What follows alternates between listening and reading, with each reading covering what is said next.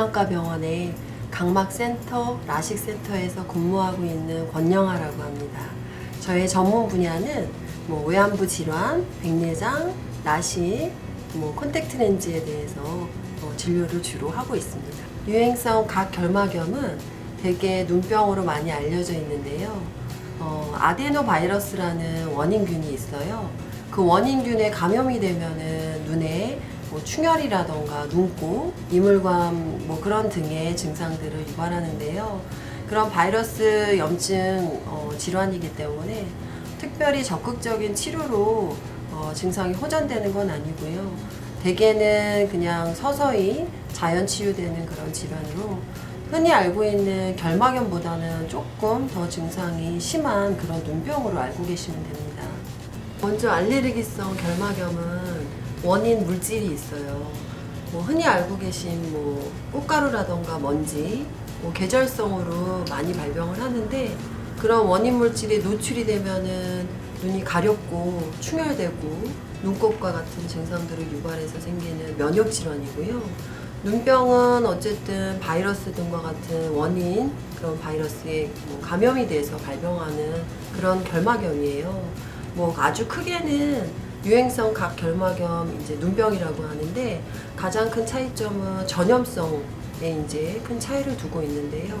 먼저 초기에 나타나는 증상으로는 눈곱 충혈, 가려움증, 이물감 비슷하다고도 볼 수 있는데 초기에 그런 시기를 거쳐서 조금 눈병이 진행하다 보면은 눈곱도 더 많아지고 진물과 같은 그런 것들도 많아지고 시력에도 좀 지장을 줄 수도 있고 눈부심 증상 같은 증상들이 생깁니다.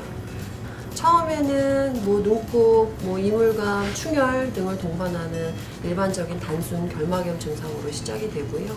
한 2주 정도가 지나면은 그런 눈곱과 같은 진물 그런 것들이 수포로 이루어져서 그 각막 상피를 좀 뚫고 들어갑니다.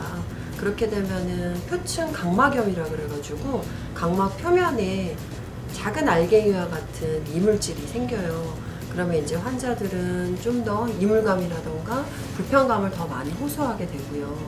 그래서 그 시기가 지나서 2주가 넘어가게 되면은 기질, 림프구와 같은 그런 면역 반응을 일으키는 인자들이 있는데 그런 것들이 상피하, 표층 아래로 침투를 하게 돼요. 치유난다고 볼 수도 있는데 그런 것들이 생기면 실질적으로 시력에 좀 지장을 주기 시작을 해요. 그래서 그런 것들이 더 지나가서 각막염이라던가 각막궤양 그런 것들로도 생기고 그리고 시력 저하뿐만 아니라 대비 감도가 감소한다고 하는데 그러면 시력의 질이 많이 떨어져서 환자분들은 눈부심이라던가 그런 증상들을 많이 호소하게 돼요. 그런 것들이 사기 좀 더 지나가게 되면은 2, 3주 이상 더 넘어가면 수주 혹은 수개월 동안 상피하 침윤, 그 상피에 이렇게 침윤된 하얀 점과 같은 소류들이 지속적으로 나타나는 경우가 있는데요. 자연적으로 좋아질 때도 있고 영구적으로 간혹은 남을 때가 있어요. 그래서 그거가 나중에는 상피하 혼탁이라고 해서 하얀 점이 각막에 남는 증상으로도 보일 수 있습니다. 어쨌든 원인 바이러스를 적극적으로 치료하는 방법은 없고 대개는 보존적인 치료를 하는데 항생제라던가 스테로이드 점환제를 기본적으로는 점환을 해요. 왜냐하면은 2차 감염도 생길 수가 있고 소염제 스테로이드제를 사용하면서 증상을 어느 정도는 완화시킬 수 있기 때문에 사용을 하는데 환자분들이 대개는 약을 쓰다가 저희 본원에 오기도 하고 타 병원에서 치료를 받다가 왜 이렇게 좋아지질 않느냐 그런 질문을 많이 하시거든요.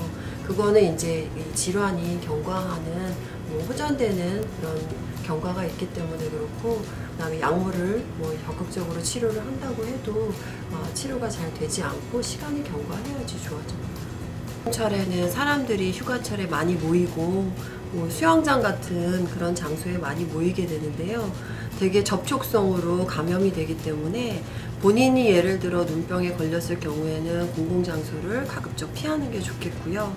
예를 들어 눈병이 걸린 사람을 접촉했을 경우에는 손을 잘 닦고 눈을 비비지 않는 것이 굉장히 중요합니다.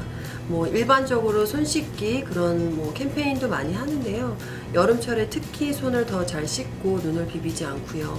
그다음에 그 보조적으로 이제 예를 들어 가족들 혹은 이제 뭐 한쪽에 눈병이 걸렸을 때 안약을 같이 쓰는 경우가 종종 있습니다.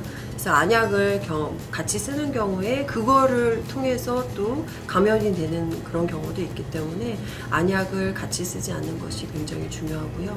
뭐 보조적으로 앞서 말씀드린 것처럼 뭐 차가운 찜질이라던가 뭐 그다음에 그 눈병이 걸렸거나 뭐 비슷한 증상이 있을 때 간혹은 안대를 하는 그런 분들이 계신데 안대는 오히려 증상을 악화시키거나 뭐 더 그 증상이 퍼지는 그런 것들로 그 연계될 수 있기 때문에 주의하시는 게 좋겠습니다.